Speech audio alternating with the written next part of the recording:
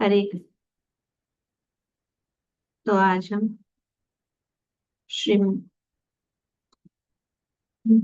भगवत गीता के 15वें अध्याय के श्लोक संख्या 13 को पढ़ रहे। इस भगवत गीता का 15वां अध्याय, इसका शीर्षक है पुरुषोत्तम योग। तो इस अध्याय में श्लोक संख्या 1 से लेकर आज तक जो हम ऑलरेडी पढ़ चुके हैं और जिसका अध्ययन हो चुका है, उनका स्मरण कराने के लिए, और जो लोग पहली बार आज जुड़े हैं उनके ज्ञान के लिए हम श्लोक संख्या 1 से आज के श्लोक 13 तक को पढ़ेंगे और समझेंगे। तो भगवान इस अध्याय में भगवान बोल शुरू होता है श्री भगवान वाच, मतलब श्री भगवान ने कहा। तो पहले श्लोक में भगवान ने कहा है ऊर्ध्व मूल अधः शाखम, जिसका अर्थ है कि यह संसारिक उल्टा पेड़ है जिसका मूल भगवान में है। इसे समझना ही अच्छा ज्ञान है। जो इसका ज्ञाता है वो क्या है? वेदों को जानने वाला है। इस संसार रूपी जो पेड़ है, जिसका वर्णन यहाँ पे भगवान शुरू इस 15वें अध्याय को शुरू करते हैं, वो इसी से ये पेड़ का वर्णन, मतलब इस भौतिक जगत का वर्णन। दूसरे श्लोक में कहते हैं कि वे इसकी शाखाएं तीनों गुणों से बढ़ती है और इंद्रिय भोग व कर्म से जीव को बांधती है। तो किस प्रकार से हम इस भौतिक जगत में बंधे हुए हैं, इसका वर्णन भगवान ने दूसरे श्लोक में किया। तीसरे श्लोक में भगवान कहते हैं कि इस पेड़ का वास्तविक स्वरूप समझ में नहीं आता, इसलिए इसे वैराग्य से काटना चाहिए, क्योंकि ये जो है भौतिक जगत जिसमें हम रह रहे हैं वो बहुत ही जो है इतना फैला हुआ है, इतनी जैसे कि पेड़ की, जैसे कि एक बरगद की पेड़ है उसकी बहुत सारी शाखाएं हैं, बहुत विशाल है। समझ में नहीं आता है कि कहाँ से शुरुआत हो रहा है और कहाँ से अंत है। उसको ढूंढ पाना बहुत कठिन है। तो इस भौतिक जगत में जो हम संघर्ष, तो इस संघर्षमय ये भौतिक जगत जहाँ पे संघर्ष ही संघर्ष है, अशाश्वत है, कुछ भी हमेशा के लिए नहीं है। शरीर के से लेकर सब जो जितनी भी वस्तुएं हैं हमेशा के लिए नहीं है। और हम अपने कर्म और वासनाएं और देहात्म बुद्धि के कारण इस भौतिक जगत में फंसे हुए हैं। तो इन शॉर्ट भगवान यहाँ पे कहना चाहते हैं कि ये जो है, ये भौतिक जगत एक जंजाल है जिसमें हम बंदी बन चुके हैं। और इस बंदी जीवन से बद्ध जीवन से बाहर निकलना बहुत कठिन है, क्योंकि यहाँ पे बहुत सारी चीजें हैं जो हमारे वास्तविक स्वरूप के विपरीत है। हमारा वास्तविक स्वरूप, हम जो है भगवान के अंश है, इसीलिए हम सच्चिदानंद है। हम हमेशा के लिए है आत्मा। हम मतलब आत्मा, शरीर नहीं। और इसी भ्रम में हम रह रहे हैं कि हम जान नहीं सकते कि हम आत्मा है, हम शरीर को ही सब कुछ समझते हैं। तो इसको कहते हैं देहात्म बुद्धि। देह को ही सब कुछ समझना, देह को ही आत्मा मानना। लेकिन आत्मा और देह जो है अंतर है। आत्मा हमेशा के लिए, शरीर जो है हमेशा के लिए है। ये सब चर्चा हो चुकी है डिटेल में, और हर एक श्लोक में भगवान ने विस्तार रूप से ये समझाया है कि भगवान हमें ये मार्ग देते हैं इस अध्याय में, इस अशाश्वत दुखों के घर से हमेशा हमेशा के लिए कैसे मुक्त हो जाए।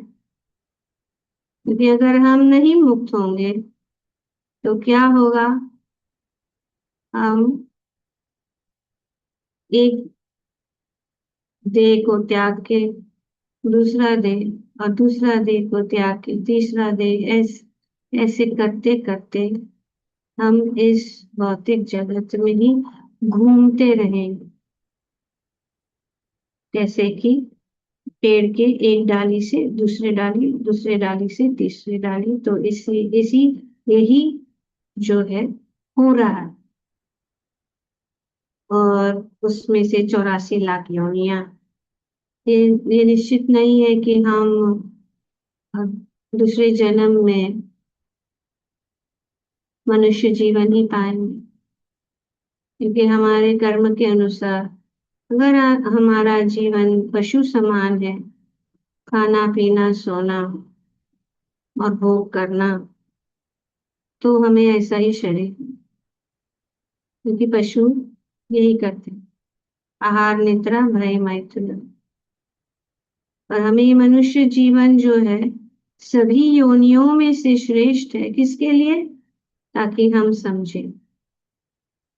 पशु नहीं समझ सकता कि मैं कौन हूँ, मैं कहाँ से आया हूँ, मैं कहाँ जाऊंगा, मैं इस जीवन में दुखों का सामना क्यों कर रहा हूँ, मैं इस दुखों के जंजाल से कैसे बाहर निकलूं, मृत्यु क्यों है, मृत्यु क्यों आती है, बीमारी क्यों आती है। चाहे कोई भी हो, कितना धनवान व्यक्ति क्यों ना हो या अमेरिकन प्रेसिडेंट क्यों ना हो, सबको बीमारी बुढ़ापा आएगी। शरीर बदलता है। हम कुछ भी करना चाहते हैं, हमेशा के लिए नहीं है, शरीर भी हमेशा के लिए नहीं। तो ये प्रश्न है। बुद्धिमान व्यक्ति वो ये प्रश्न पूछता है कि क्यों मृत्यु का सामना कर, क्यों बीमारी का सामना कर, क्यों, कैसे हम इससे मुक्त हो जाए। तो भगवान कहते हैं कि हमें इससे बाहर निकलना होगा, क्योंकि इस पेड़ का वास्तविक स्वरूप समझा नहीं जा सकता। और ये ऐसा भौतिक जगत है, ये बहुत कठिन है कि समझना। पर एक रास्ता है, वो है विरक्ति, वैराग्य। वैराग्य के शस्त्र से, जैसे कि घने जंगल में बहुत सारी झाड़ियां हैं, रास्ता नहीं दिखता कि इस तरफ जाए उस तरफ जाए, कहाँ जाए। तो रास्ता निकालना होगा। तो रास्ता निकालने के लिए हमें वो कुल्हाड़ी चाहिए, जिससे हम वो झाड़ियों को काट के रास्ता निकाल सकते हैं। और वो रास्ता कहाँ जाता है वो भी जानना जरूरी है। तो पहला कदम ये है कि असंग शस्त्रेण दृढ़ेन चित्वा। भगवान कहते हैं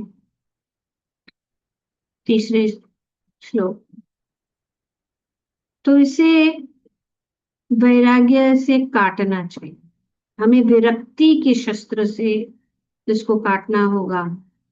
और जब तक हम आसक्त रहेंगे इस भौतिक जगत में, और इस भौतिक जगत में हम आशा पे आशा रखेंगे कि इसमें हम सुख प्राप्त करेंगे, लेकिन अगर वो प्राप्त भी किया जाए तो वो क्षणिक है। ये बहुत क्लियर भी भगवान ने कहा है भगवत गीता में दूसरे अध्याय में।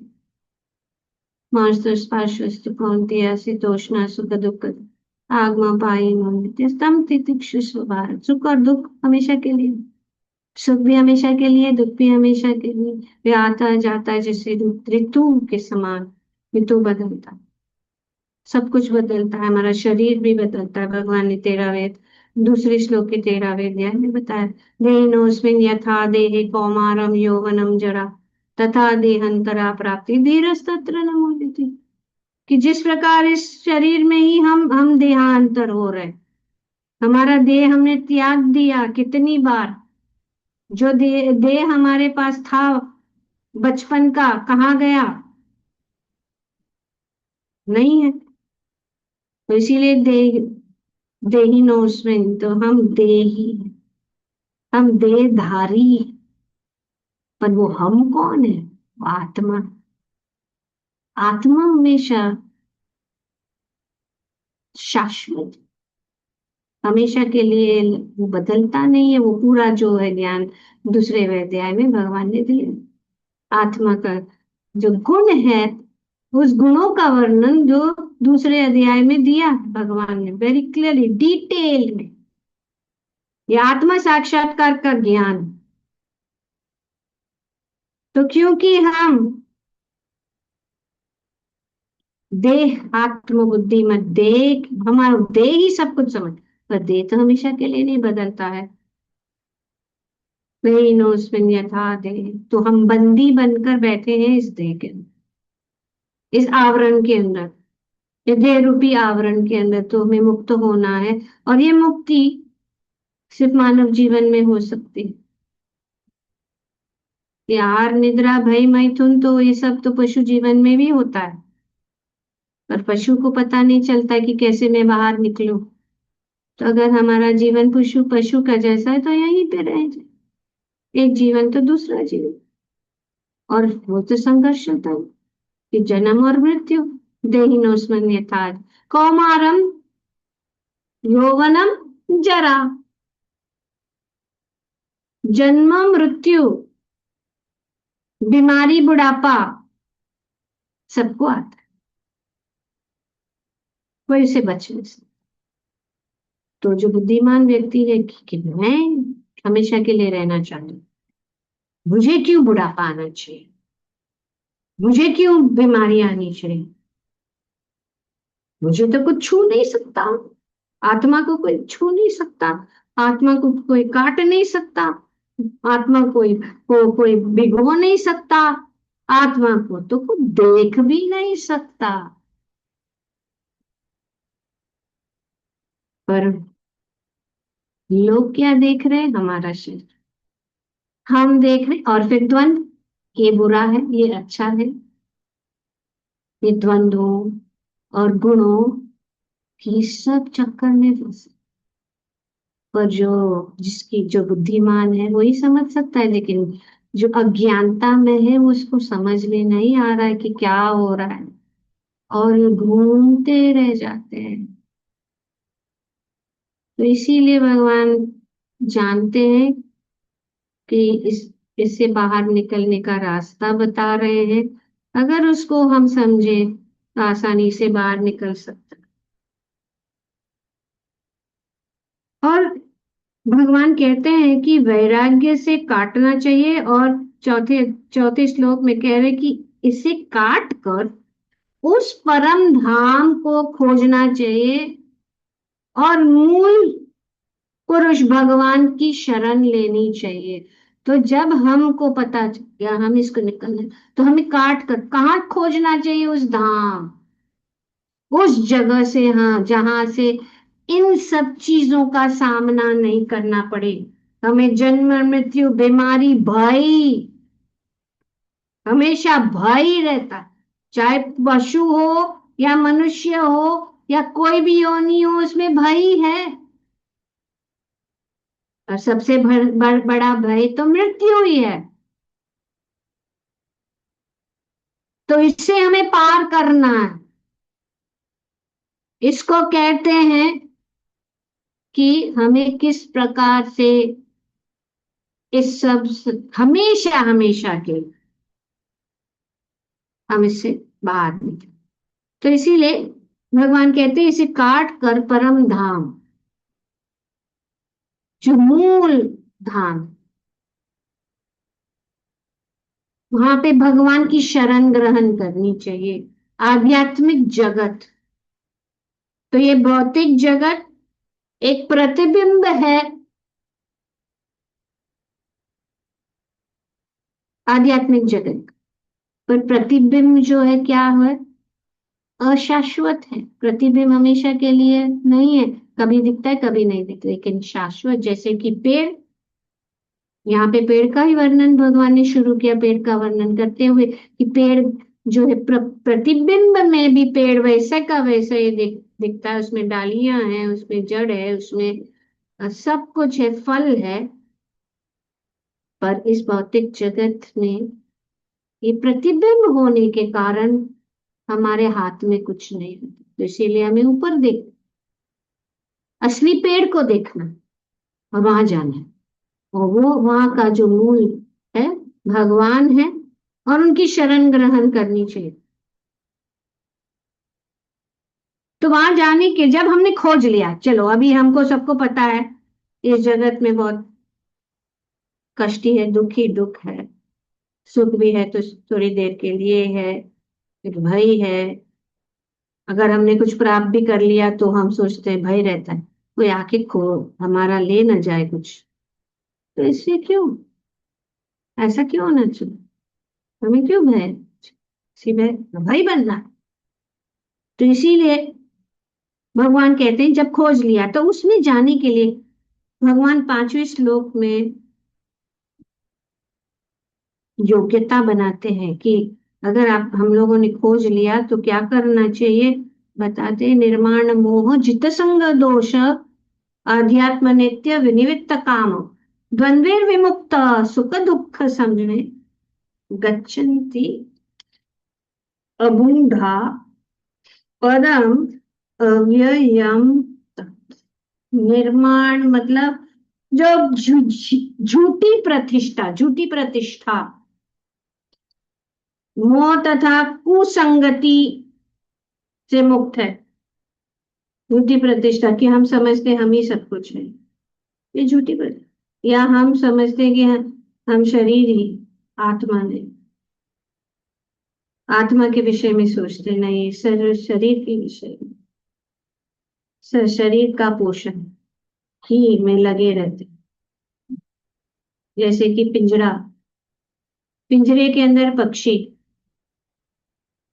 तो कोई व्यक्ति पिंजरा को ही सब कुछ समझता है, पिंजरा को अच्छे से पॉलिश करता है, अच्छे से उसको सजाता है, लेकिन जब पक्षी अंदर है उसको कुछ खिलाता नहीं, तो क्या होगा वो पक्षी का? मतलब, तो इसी प्रकार से ये शरीर का ही पोषण कर रहे, लेकिन आत्मा का विषय में हम ज्ञान नहीं है। इसीलिए ये झूठी प्रतिष्ठा, मोह, कुसंगति, कुसंगति मतलब बुरा संग, जो शाश्वत तत्व को समझते हैं, जिन्होंने भौतिक काम को नष्ट कर दिया। विनिवृत्त काम, आध्यात्म नित्य, जो नित्य भगवान का जो है भक्ति में लगा है, भगवान की सेवा में लगा है, भगवान का नाम जप करता है, और जो काम वासनाओं से विमुक्त काम, द्वंद्व द्वंद्वों से मुक्त है, सुख दुख में समान रहता है, समानता है, सुख आए तो ठीक है, दुख भी आए तो ठीक है, भगवान की शरण में रहना, बस वही है। गच्छन्ति अमूढ़ा।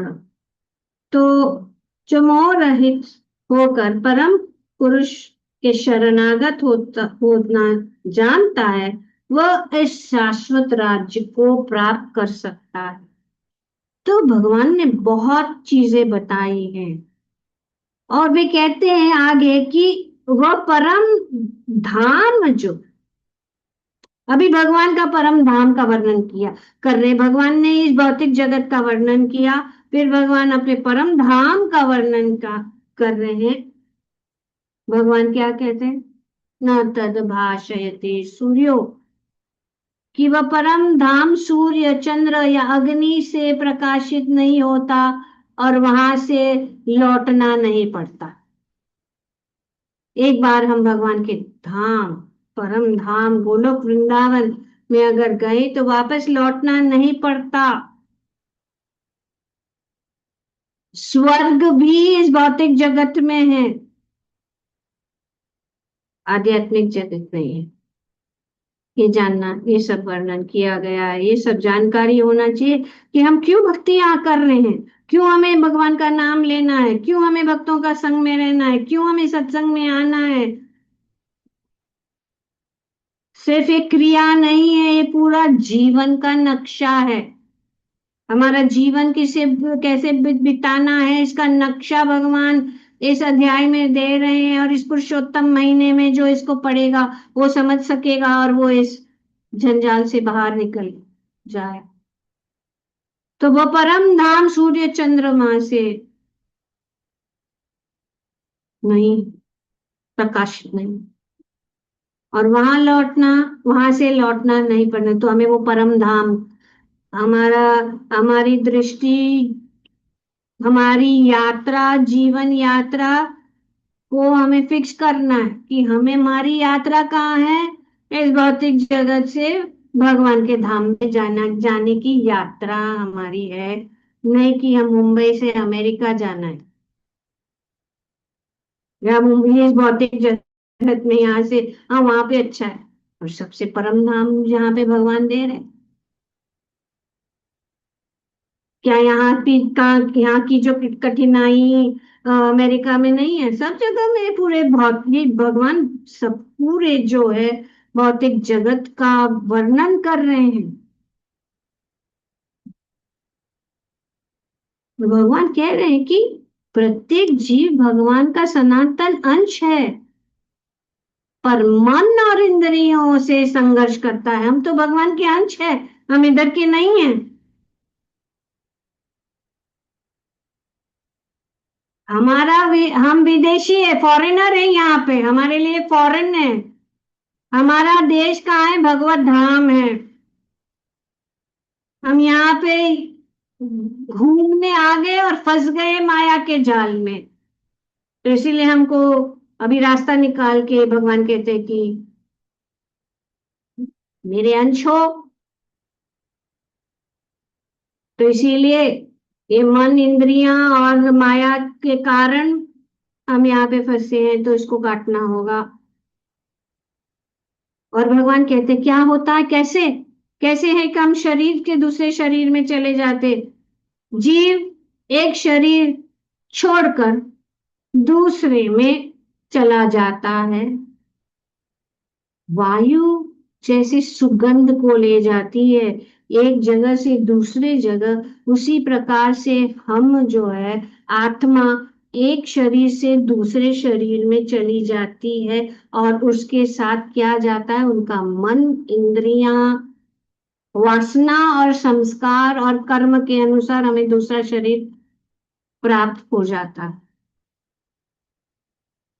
तो जीव मन के माध्यम से इंद्रियों द्वारा संसार का अनुभव करते हैं। आगे भगवान ने बताया 9वें श्लोक में, 10वें श्लोक में, अज्ञानी इस प्रक्रिया को नहीं देख सकता। जो अज्ञान व्यक्ति है उसको नहीं देख सकते हैं ये सब क्या हो रहा है, वो समझ में नहीं आता। लेकिन ज्ञानी को ये स्पष्ट समझता। योगी शुद्ध चेतना के द्वारा आत्मा की इस यात्रा को देख सकता है। तो क्या करना है? हमें अपनी चेतना को शुद्ध करना है। तो ये चेतना को शुद्ध करने के लिए ये विधि है, ये क्रियाएं हैं।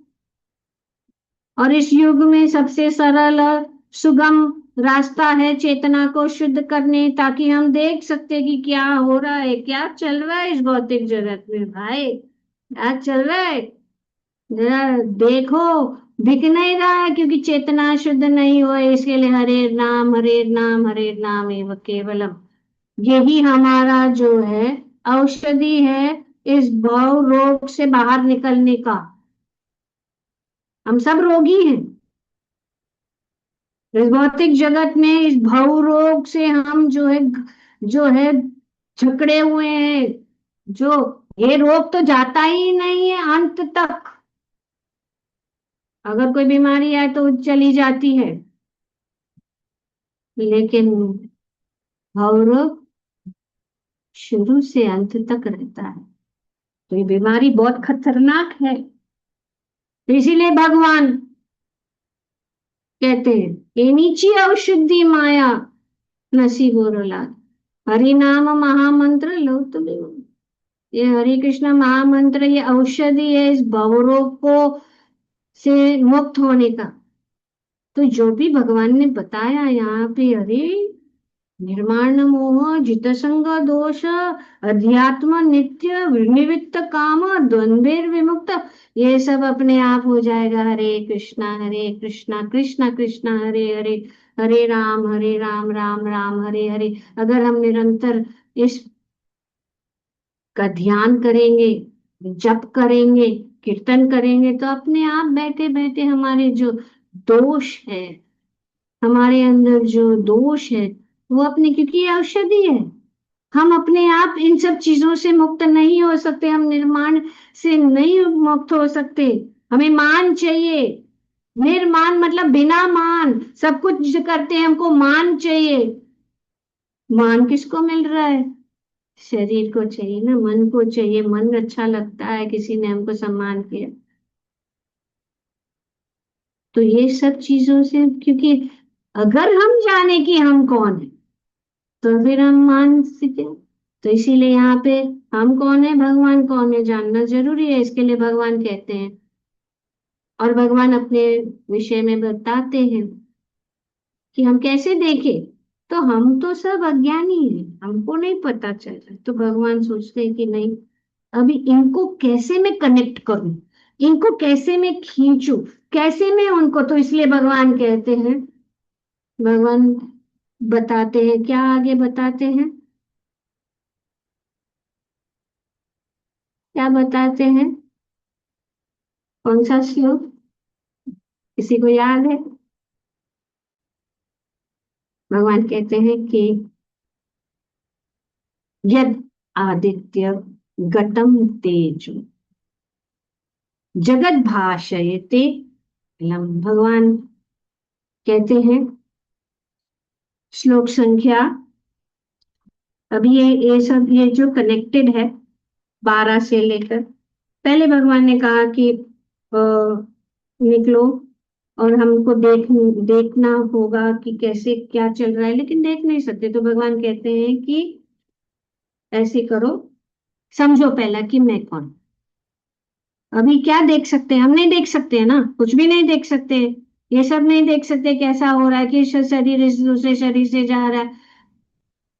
और तो भगवान कहते हैं जो कुछ, उनको उनको कैसे देखें, और इस जगत की चीजों को जो हम देख सकते हैं। तो इसीलिए भगवान कहते हैं, क्या कहते हैं, सूर्य का तेज, यत आदित्य गतम तेजो, सूर्य का तेज जो सारे विश्व के अंधकार को दूर करता है, मुझसे ही निकलता है। सूर्य को देख सकते हैं हम लोग, तो अभी जब सूर्य देख लिया तो भगवान का याद आ गया, क्योंकि भगवान कह रहे हैं कि सूर्य का तेज मुझसे निकल रहा है।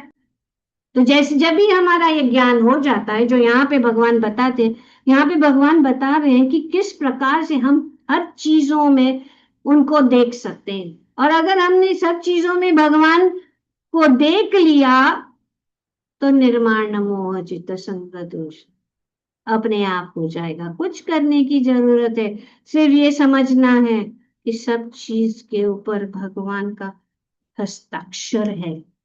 सब चीज में, जैसे कि यहाँ पे भगवान ने शुरू किया 12 से लेकर 15वें श्लोक तक ये भगवान बता रहे। तो कल हमने 12वां किया जिसमें बताया गया था कि सूर्य का तेज जो सारे विश्व को अंधकार से दूर करता है मुझसे ही निकलता है। चंद्रमा तथा अग्नि के तेज भी मुझसे उत्पन्न है।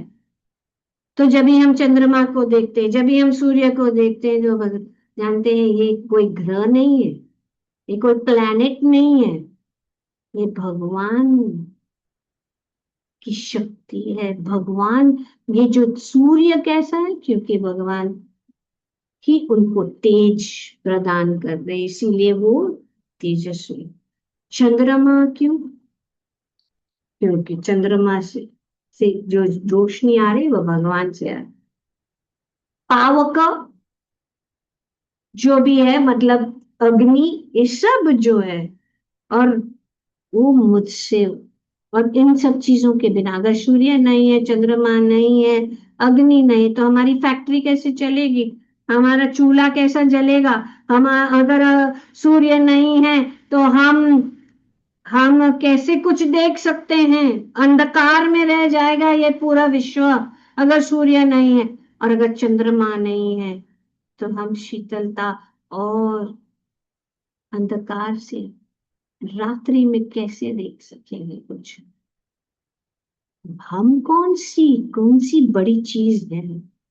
हाँ, हम कौन सी बड़ी चीज है कि हमने किया, हम करते? अरे अगर सूर्य नहीं है, क्या तुम कुछ कर सकते हैं? अगर अग्नि नहीं है, तुम हमारा बिजनेस चला सकते हैं? अगर तुमको बिजनेस चलाना है तो सूर्य चाहिए कि नहीं? सूर्य, सूरज की वजह से हम यहाँ वहां घूम सकते हैं, देख सकते, कर सकते हैं। तो अपने आप विनम्रता आ जाए कि सब कुछ तो भगवान ने ही दिया है, लेकिन क्योंकि हम भूल जाते हैं, तो इसी कारण हमें अहंकार आ जाता है। और जो ये जानता है कि सब कुछ भगवान से। और आगे यहाँ पे आज के श्लोक में भगवान बताते हैं, गाम अविश्य च भूतानि। गाम मतलब लोक, जितने भी लोक हैं, लोक मतलब ग्रह, प्लैनेट, जितने भी प्लैनेट, गाम अविश्य च भूतानि धारयामि अहम ओजसा। जितने भी है, गाम मतलब लोक में, अवश्य प्रवेश करके मैं प्रवेश करता हूं हर एक ग्रह में, हर एक प्लैनेट में, हर एक लोक में मैं प्रवेश करता हूं। और जितने भी जीव है उनके से धारण करता हूं मैं। अहम, भगवान कहता अहम ओजसा। ओजसा का अर्थ क्या है? ओजसा का अर्थ है अपनी शक्ति से। तो जितने भी ग्रह है, मैं प्रत्येक लोक में प्रवेश करता हूं और मेरी शक्ति से सारे लोक अपने कक्ष में स्थित रहते हैं। पहली बात तो ये कि ये सब जो है स्थित इसीलिए रह रहे हैं क्योंकि भगवान उसमें प्रवेश करके उनको पकड़ रहे हैं। और वो कैसे हो रहा है? वो कैसे हिल डुल रहे हैं या तैर रहे हैं? ये सब जो लोग जितने भी ग्रह तैर रहे हैं क्योंकि भगवान उनको पकड़ के रखे। जैसे कि हम देखते हैं कि हिरण्यक्ष ने पृथ्वी को अपना इसमें से निकाल, सेटिंग से डिस्टर्ब कर दिया और उसको गर्भदा को जो है समुद्र में उनको नीचे लेके गया और भगवान ने उनको उठा दिया। क्योंकि भगवान जब तक नहीं पकड़ के रखेंगे तो भगवान ने ये पृथ्वी को पकड़ के रखा है, क्योंकि वे अंदर जो है प्रवेश हो गए हैं। और वो प्रवेश कैसे, जैसे कि कहा जाता है कि कण कण में भगवान, वो प्रवेश करते हैं। भगवान पृथ्वी में रहकर सबको धारण कर रहे हैं, वो पकड़ रहे हैं। जिस प्रकार से मिट्टी, उदाहरण यहाँ पे दिया जा रहा है, मिट्टी, मिट्टी को अगर हम मुट्ठी में लेके पकड़ को धारण करते हैं तो वो वहीं के वहीं रहेगी, लेकिन अगर वो छूट जाएगी तो बिखर जाएगी। तो इस प्रकार से ये पूरा जितने भी ग्रह है, जितने भी प्लैनेट्स है, जितना भी भगवान की शक्ति के कारण ये जो है घूम फिर रहे हैं। हम भी सब घूम फिर रहे हैं, और इस पृथ्वी में हम सब घूम रहे हैं, क्योंकि भगवान ने, क्योंकि उन्होंने धारण किया है। गाम अविश्य, मतलब सबको धारण,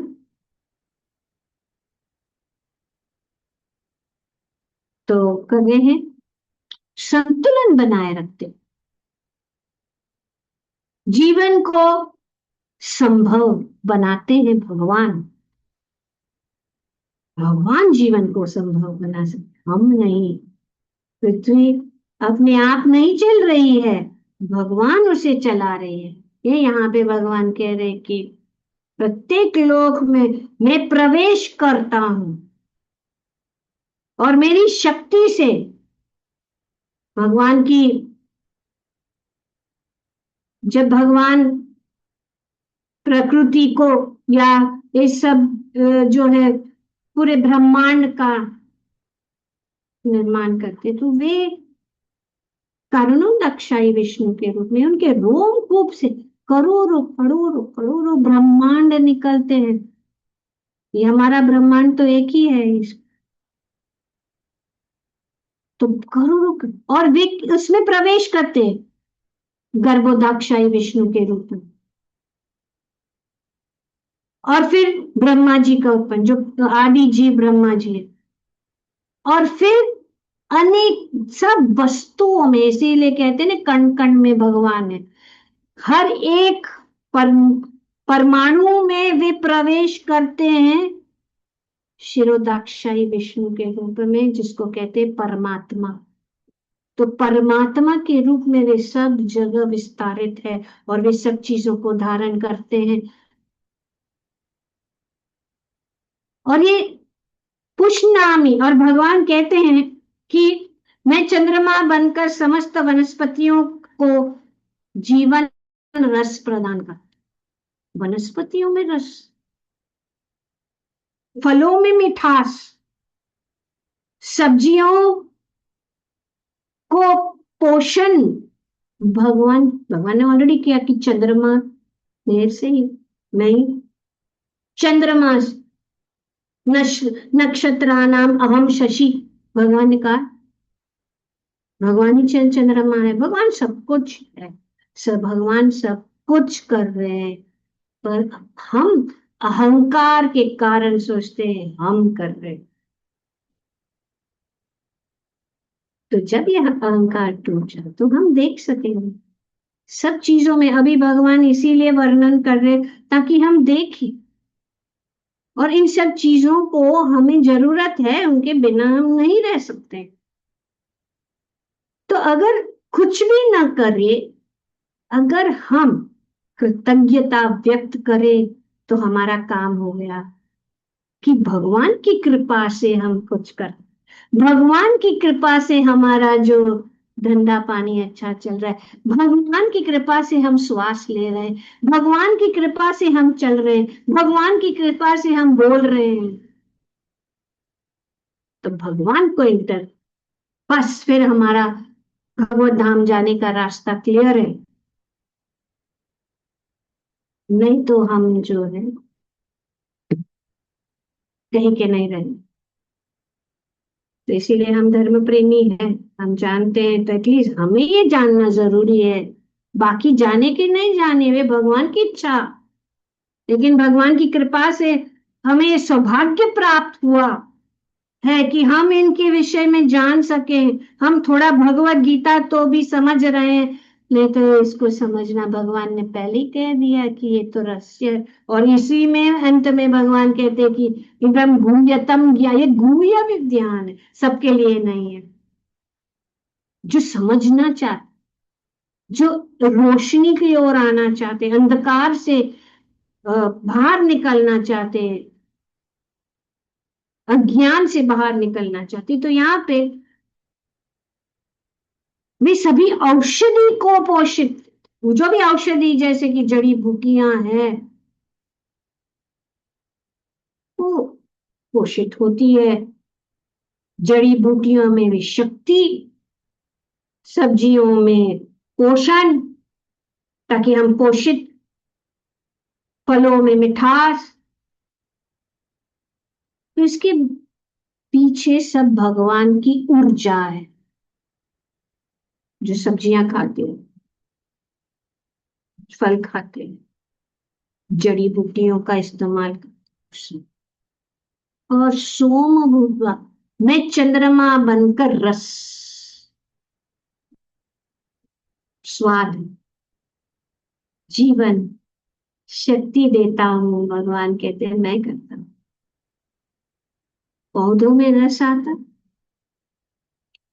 भोजन, जीवंत, जीवित रहना। हम जीवित रह रहे हैं क्योंकि हम भोजन, अन्न, अन्न खाते हैं, सब भगवान प्रदान करते हैं। तो भगवान कहाँ कहाँ है? पहले तो भगवान हमारे साथ है हमेशा के लिए, जन्म जन्मांतर के हमारे साथ परमात्मा के रूप में हृदय में है। हृदय के भीतर परमात्मा है, भगवान परमात्मा के रूप में भीतर है। वे कौन है? साक्षी, उपदृष्टा, मार्गदर्शक और अनुमंता। प्रकृति जो है सब चीज को बनाती है, और भगवान हमारे हृदय में साक्षी है, वो देख रहे हैं हम क्या कर रहे हैं। वो हमेशा हमारे साथ, हम कहाँ पे भी जाए, हम किसी को भी उल्लू बना सकते हैं, लेकिन भगवान को ही सब कुछ पता है, ये हमारे साथ है। कहाँ कहाँ कहाँ छुपोगे, कहाँ छुपने की जगह ही नहीं है। तो इसीलिए साक्षी वे है परमात्मा के रूप में हमारे हृदय के अंदर। अनुमंता, प्रकृति क्रिएट करते, लेकिन भगवान की अनुमति के बिना कुछ नहीं। भगवान की अनुमति के बिना एक पत्ता भी नहीं हिल सकता, क्योंकि कण कण में भगवान है। यही के बोलते सब है कण कण में, पर यहाँ पे विस्तार रूप से भगवत गीता में प्रामाणिक रूप से समझाया जा रहा है कि किस प्रकार से भगवान सब जगह विस्तारित है। परमाणु में, सबसे छोटी चीज में भी भगवान की उपस्थिति है। इसलिए सब कुछ व्यवस्थित चल रहा है कि वे धारण कर रहे हैं, वे पकड़ के रखे हैं। जैसे कि उदाहरण हम ले सकते हैं, बिजली, इलेक्ट्रिसिटी। इलेक्ट्रिसिटी से पंखा घूमता है, बल्ब जलता है, फ्रिज ठंडा करता है। उपकरण अलग अलग है, काम अलग है, लेकिन करंट एक ही है। करंट एक ही है जो इस सब चीजों को चला रहे। इसी प्रकार भगवान एक है, पर सब में रहकर अलग अलग कार्य कर रहे हैं। सब चीज में रहकर कण वे ही सब चला रहे।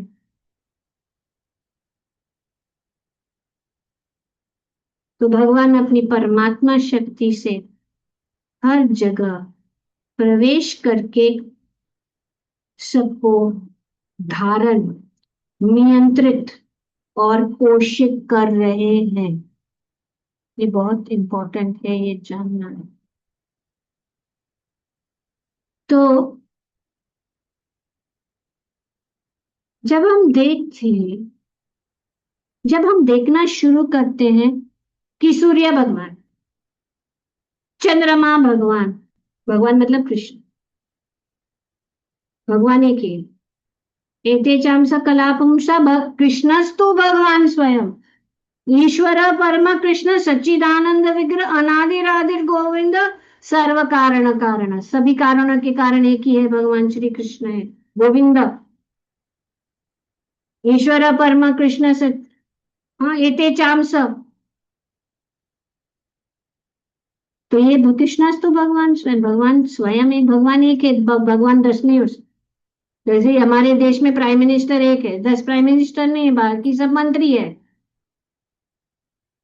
फाइनेंस मिनिस्ट्री, हाँ,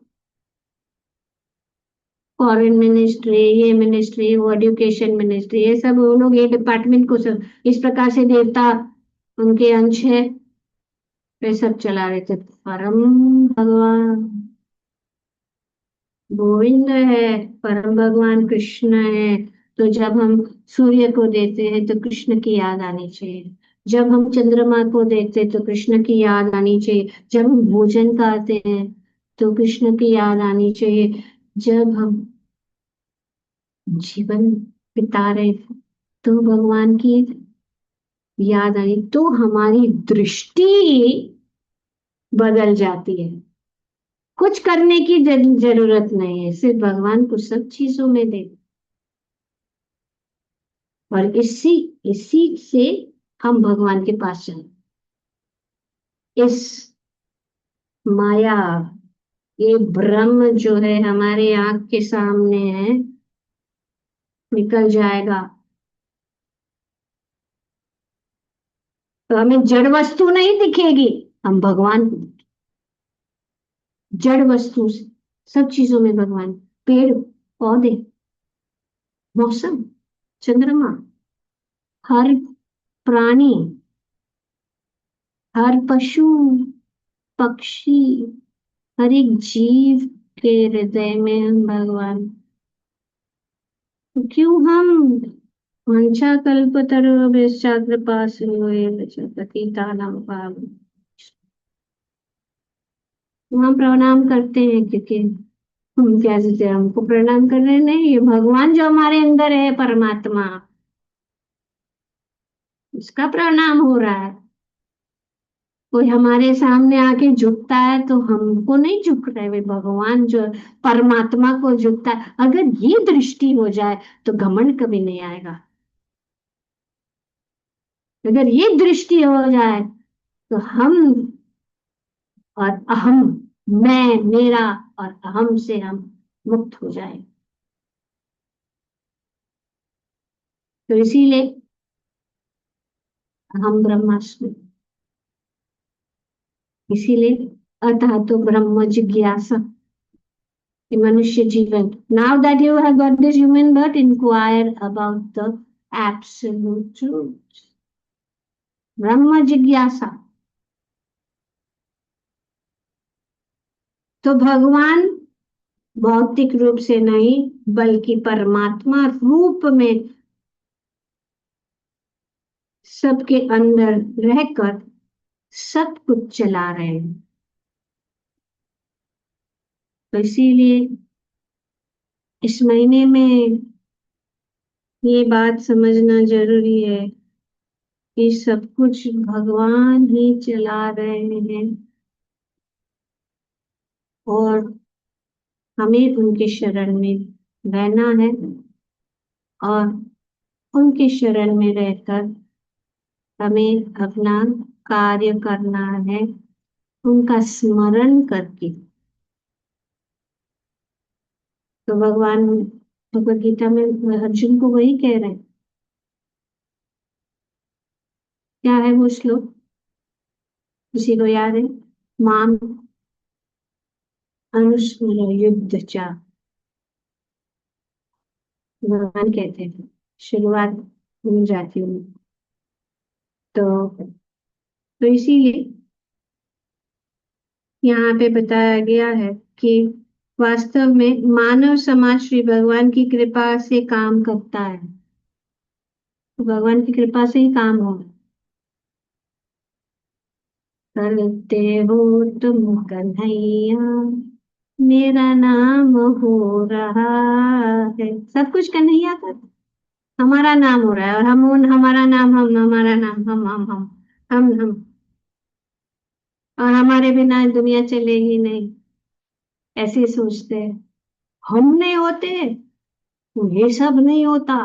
देखो हम है, इसीलिए सब हो रहा है। तो जब हम समझे हम तो भगवान के, भगवान है इसके लिए सब कुछ चल रहा है, भगवान है इसीलिए हम श्वास ले रहे हैं। आगे भगवान वो भी बताएंगे।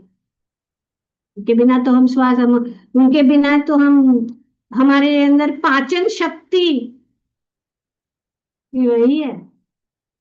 तो वास्तव में मानव समाज श्री भगवान की कृपा से काम करता है, सुख से रहता है और भोजन का आनंद लेता है। अन्यथा मनुष्य जीवित नहीं रह सकता। प्रभुपाद जी यहाँ वेरी क्लियरली बता रहे हैं। रसात्मक शब्द अत्यंत महत्वपूर्ण है। तो रसात्मक में रस प्रदान करने वाला। तो भगवान चंद्रमा में चंद्रमा बनकर समस्त वनस्पतियों को जीवन रस प्रदान करता। अगर चंद्रमा नहीं है तो ये सब जो हम एंजॉय करेंगे, हापूस, हापूस, अल्फेंजो मैंगो, कैसा है, रत्नागिरी वो भी, देवगढ़ मैंगो। तो अभी रोज तो अभी सब लोग जो बैठे हैं मुंबई में रोज तो आनंद ले रहे हैं अल्फा हापुस का, अल्फेंजो मैंगो। तो उसका रस कैसे आया?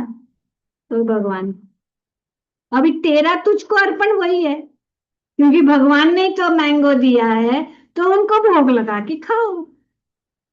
फिर वो भोग लगा के खाने से हमारा सब जो है कर्म फिनिश, नो कर्म, है ना। तो हम ये सब विधियां इसीलिए है, हम किसी को तकलीफ नहीं देना चाहिए, चाहते हैं कि भोग लगा के खाओ। ये विधियां है भगवान को कृतज्ञता व्यक्त करने के लिए। सिर्फ बोलने से नहीं होता है, करना भी होता है। इसीलिए प्रभुपाद जी ने भक्ति को डिवोशनल सर्विस, भक्तिमय सेवा, सिर्फ भक्ति नहीं,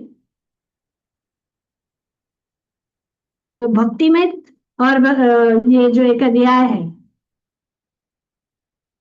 कर्मयोग, action in Krishna consciousness, action, action, action. हमें अपने अपने अपने को शुद्ध करना है, ये शुद्धिकरण का है भगवान की सेवा।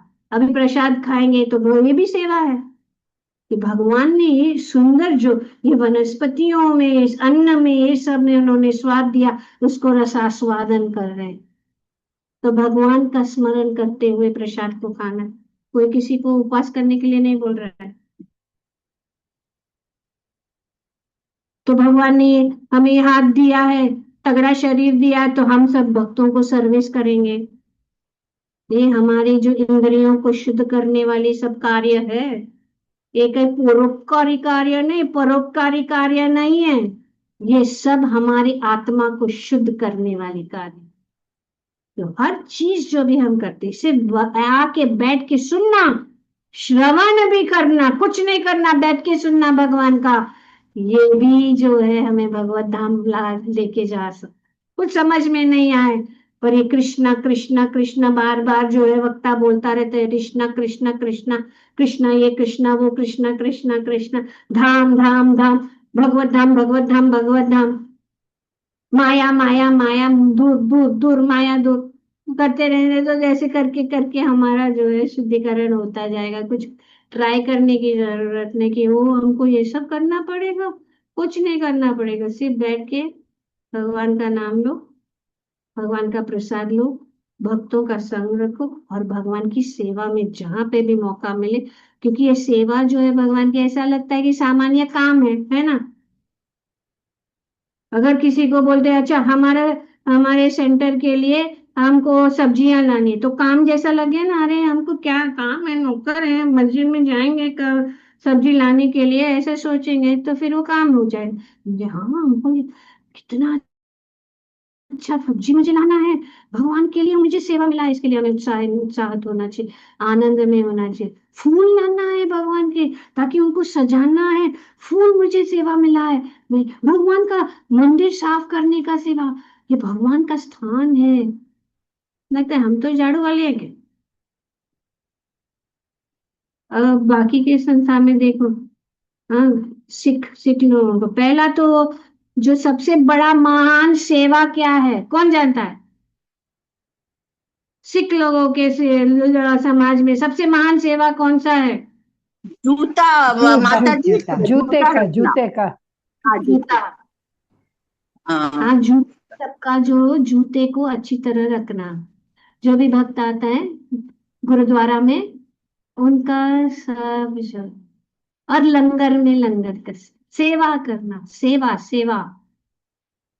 और भगवान ने ये कार्य किया। हाँ, और हम सोचते हैं हम भगवान से बड़े, अरे जूता कौन पकड़ेगा, ये लोग का जूता, और ये यहाँ पे आके बैठे सब। पहले तो जमीन पे भी बैठना चाहिए, अरे ये जमीन कितना गंदा है, अरे मंदिर है, इसमें मंदिर में महान भक्तों के चरणों का धूल है, नहीं समझते। वो चरण धूल हमारे मस्तक पे लेना चाहिए, भक्तों के चरण धूल। तो अगर हमारी भावना ऐसे है, क्योंकि हम हर एक चीज की बड़ी बड़ी जो है महत्व है, बड़ा बड़ा महत्व है, लेकिन हम नहीं जानते, इसके लिए हम, तो इसीलिए न जानना कोई बहाना नहीं है, हमें जानना जरूरी है, जानकारी निकलना जरूरी है कि क्यों हम आरती कर रहे हैं, तो क्या हो रहा है। जब आरती हो रहा है, क्यों हमें, क्योंकि घी का दिया, वो घी का दिया भगवान को जो अर्पण करते भगवान को, वो घी का सुगंध जो है बहुत अच्छा लगता है। और घी जो है वो अपनी सब जो वासनाओं को भस्म कर देती है। इसीलिए जब हम भगवान को इस घी का सुंदर दिया पंचद्वीप करके हम भगवान सुगंध करते हैं, भगवान। और भगवान की आरती में क्यों रहना जरूरी है, क्योंकि जब हम भगवान की आरती में जाते हैं तो भगवान का आरती का दर्शन बहुत शुभ माना जाता है।